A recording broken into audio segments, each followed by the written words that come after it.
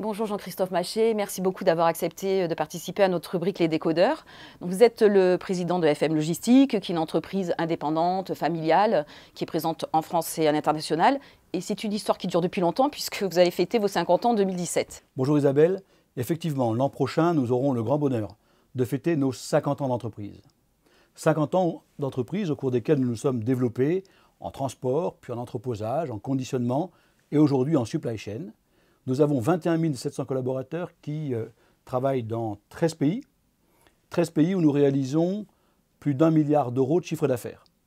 Nos activités se déploient dans les secteurs de l'alimentaire, de la grande distribution, de la cosmétique, du luxe, de l'industrie ou encore dans le domaine de la santé. Depuis le début, on voit que FM Logistique a toujours eu une forte culture de l'innovation, qui s'est d'ailleurs encore accélérée ces dernières années, et notamment avec la mise en place d'une direction de l'innovation. Effectivement, l'innovation est dans l'ADN de l'entreprise.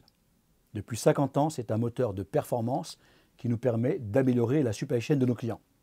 Il y a 3 semaines, d'ailleurs, nous avons regroupé 50 de nos clients internationaux pour échanger sur les enjeux de l'innovation, où nous avons abordé, lors d'une table ronde d'ailleurs, l'Internet physique. Nous avons constitué une équipe, une direction innovation, où nous investissons 10 millions d'euros chaque année, à la fois en R&D et sur des projets que nous lançons sur nos plateformes. L'innovation nous permet d'améliorer la supply chain de nos clients, nous permet de réduire aussi, et c'est très important, la pénibilité au travail. L'innovation nous permet de gagner en compétitivité et en flexibilité. Nous déployons l'innovation autour de 3 grands axes. L'innovation de l'offre, l'innovation technologique et l'innovation sociale. Concernant l'innovation de l'offre, nous avons intégré le potentiel du digital et du e-commerce pour développer des solutions autour de la logistique urbaine, autour de Citylogin, mais également des plateformes d'intermédiation comme Stockbooking ou Click and Truck. Au niveau de l'innovation technologique, nous investissons pour gagner en compétitivité dans nos entrepôts, dans nos activités de conditionnement, en mettant en place des AGV, mais aussi en intégrant des robots, 3 axes, à côté de nos collaborateurs pour faire coopérer l'homme et la machine, garder la flexibilité, gagner en compétitivité. Et puis, avec nos équipes d'ingénierie, nous avons développé l'Inventory Viewer qui va nous permettre de gagner en efficacité pour faire nos inventaires dans nos entrepôts. Et enfin, sujet dont nous sommes très fiers, nous investissons dans l'innovation sociale en mettant en place sur certaines de nos plateformes des ateliers réservés pour les travailleurs à handicap.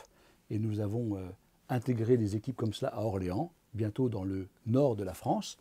Nous avons également fait de gros efforts pour former nos collaborateurs en développant FM University et formons chaque année 10 à 15 futures patronnes ou patrons de sites et qui suivent un cursus de formation qui alterne les formations en salle, sur les plateformes, avec des intervenants intérieurs ou extérieurs à l'entreprise. FM Logistique va créer cette année 750 emplois en CDI, ce qui est un beau chiffre compte tenu de l'économie actuelle. Et pour autant, à part dans notre microcosme logistique, on n'en a pas vraiment entendu parler et personne n'a vraiment fait l'écho. Est-ce que c'est quelque chose que vous regrettez et comment vous pouvez l'expliquer? Effectivement, Isabelle, nous allons créer 750 emplois en CDI cette année en France. C'est une nouvelle formidable dont normalement toute la presse spécialisée, oui, mais aussi généraliste devrait se faire écho.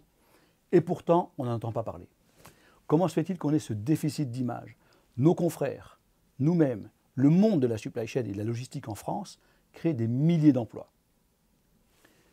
Il y a un déficit d'image qui est regrettable, car nos activités, nos emplois sont de plus en plus attractifs pour les jeunes générations.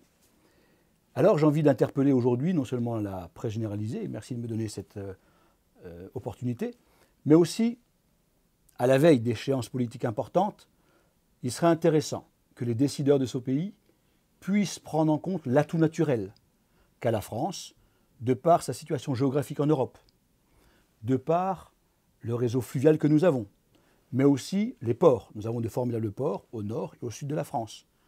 Comment pouvons-nous et pourrions-nous utiliser nos atouts naturels pour faire de la France un champion de la logistique internationale, comme les Pays-Bas le sont devenus. Jean-Christophe, en dehors de l'innovation dont nous avons déjà parlé, comment voyez-vous évoluer le monde logistique de demain? Est-ce que vous pensez qu'il va y avoir des révolutions, ou du moins, est-ce qu'il y a encore quelque chose à inventer? Effectivement, la logistique de demain est à inventer. Notre monde change vite et rapidement. Le développement des BRICS, la concentration des habitants dans les villes, le développement du e-commerce sont autant d'éléments qui vont nous amener à repenser la supply chain. Le digital, le e-commerce, change la structure même des commandes de nos clients et du consommateur. Si nous arrivons aujourd'hui à accélérer les flux d'informations, les flux financiers, il est par contre bien plus compliqué de faire suivre les flux physiques à ce même rythme.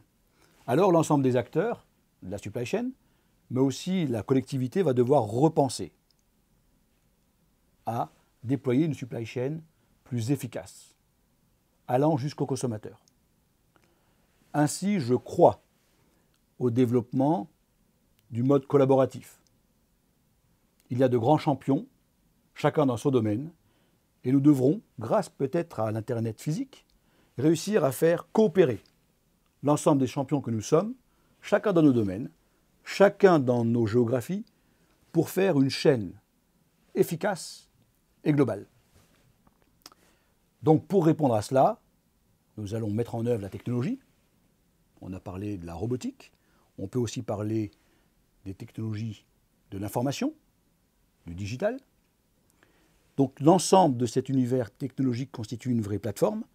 Et puis, bien évidemment, ce qui va être déterminant pour réinventer la supply chain de demain, ce sera nos hommes et nos femmes qui, dans nos entreprises, réinventent la supply. Et à l'heure de conclure cet entretien, j'ai envie de proposer à l'ensemble des jeunes femmes, des jeunes hommes qui aujourd'hui se posent la question, mais vers quel secteur j'ai envie de réaliser ma carrière?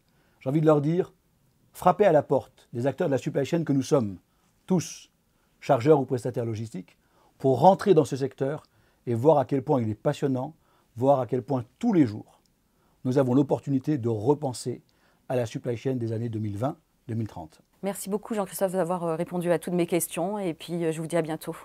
Merci à vous Isabelle et à très bientôt.